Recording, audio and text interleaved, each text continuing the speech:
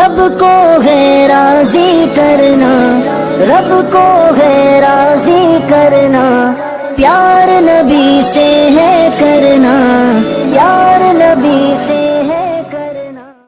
الحمدللہ رب العالمین والصلاة والسلام علی سیدنا محمد وآلہ واصحابہ اجمعین، اما بعد۔ آج انشاءاللہ اس آڈیو میں 3 باتیں قربانی کے سلسلے میں سمجھیں گے، معلوم کریں گے، جو بہت ہی اہم ترین ہیں۔ نمبر 1، قربانی کے جانور کون سے ہیں اور وہ کتنے جانور ہیں۔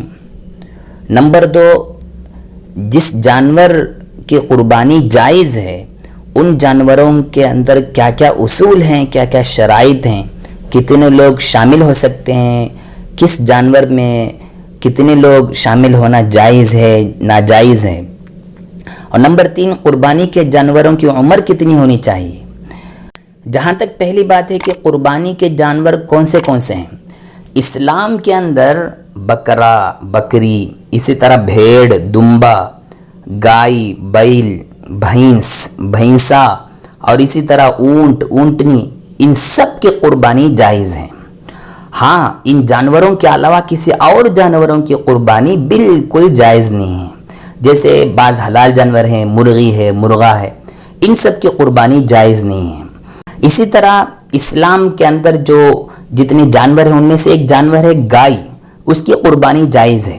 اگر کسی جگہ گائے، بیل وغیرہ کی قربانی پر پابندی ہو، کسی ملک میں یا کسی علاقے میں قانون کے اعتبار سے خلاف ہو، تو اس میں بہتر یہ ہے کہ وہاں اس کی قربانی سے پرہیز کرے، اس سے دور رہے، کہیں فتنے کا اندیشہ نہ ہو، ہماری وجہ سے جھگڑا، لڑائی اور پولیس وغیرہ کا ایک بھیڑ وہاں جمع نہ ہو جائے، اس لیے بہتر ہے کہ وہاں چھوڑ دے۔ یہ پہلی بات ہوئی کہ ان سب جانوروں کی قربانی جائز ہے۔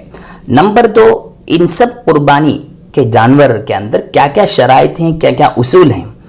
تو یہ ذہن نشین فرمائیں کہ اس میں 3 قسم کے جانور ہوئے، ایک بکرا، بکری، بھیڑ، دمبا، یہ سب ایک جماعت کے ہیں، ایک جنس کے ہیں۔ اسی طرح گائے، بیل، بھینسا، یہ سب ایک طرف کے ہیں۔ اور نمبر 3، اونٹ، اونٹنی، یہ بہت بڑے جانور ہیں، تیسری قسم کے ہیں۔ ان 3 قسموں میں سے پہلی قسم یعنی بکرا، بکری، بھیڑ، دمبا، ان جیسے جانوروں میں صرف اور صرف ایک آدمی قربانی کر سکتا ہے، ایک آدمی کی طرف سے قربانی ہو سکتی ہے۔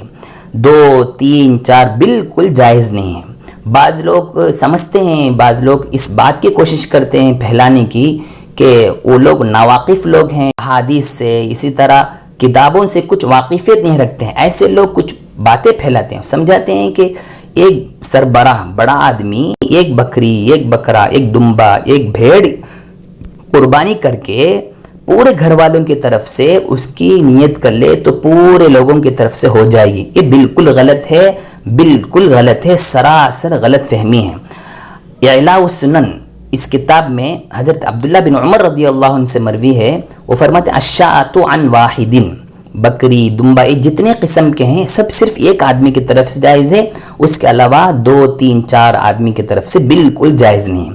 جو احادیث وہ لوگ پیش کرتے ہیں اس کے بھی کئی لمبی تفصیلات کے ساتھ جواب دیا گیا ہے، تو بہرحال اس کی تفصیلات میں جانا ضروری نہیں سمجھتا ہوں۔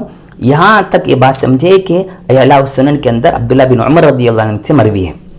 تو بہرحال نمبر 2، گائے، بیل، بھینسا، اسی طرح اونٹ، اونٹنی، ان سب جانوروں میں 7 آدمیوں کی طرف سے قربانی ہو سکتی ہے، یعنی 7 آدمی شریک ہو سکتے ہیں، 7 آدمی مل کر قربانی کر سکتے ہیں۔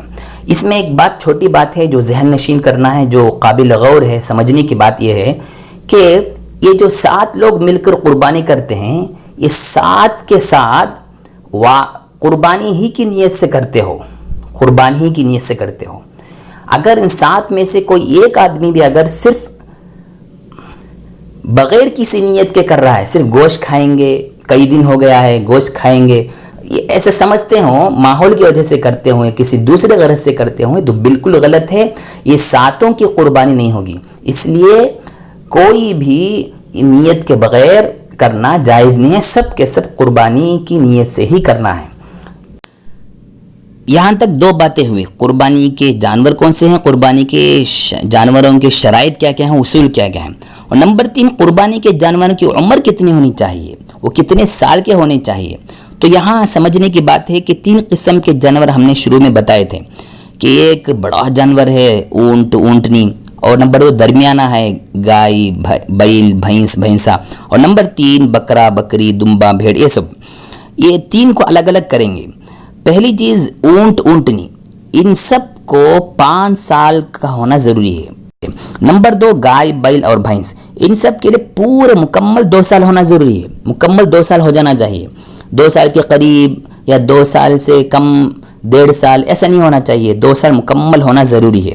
نمبر 3 تیسری قسم بکرا بکری بھیڑ دمبا، ان سب کے لیے 1 سال کا ہونا مکمل ہونا ضروری ہے، 1 سال کا مکمل ہونا ضروری ہے۔ تو 1 سال گائے بیل بھینس میں 2 سال، اونٹ اونٹنی میں 5 سال۔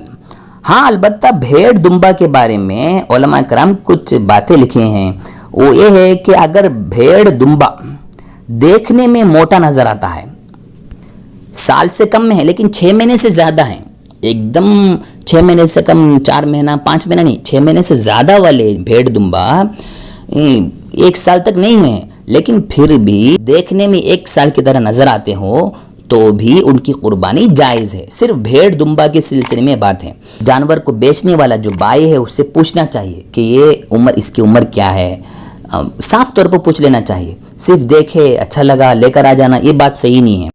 حضرت انس رضی اللہ عنہ سے مروی فرماتے ہیں نبی علیہ الصلوۃ والسلام 2 مینڈھوں کی قربانی دیے جو سیاہ سفید رنگ والے تھے، اس کے بال اور سینگ والے تھے، اور جو موٹے تھے تازے تھے ایک دم۔ تو اس لیے ہم بھی کوشش کرنا ہے کہ موٹے تازے جانوروں کی قربانی دے۔ بہرحال اللہ تعالیٰ سے دعا ہے کہ اللہ تعالیٰ ہم تمام کو اچھے جانور ذبح کرنے کی، قربانی میں دینے کی توفیق عنایت فرمائے، آمین۔ السلام علیکم ورحمۃ اللہ وبرکاتہ۔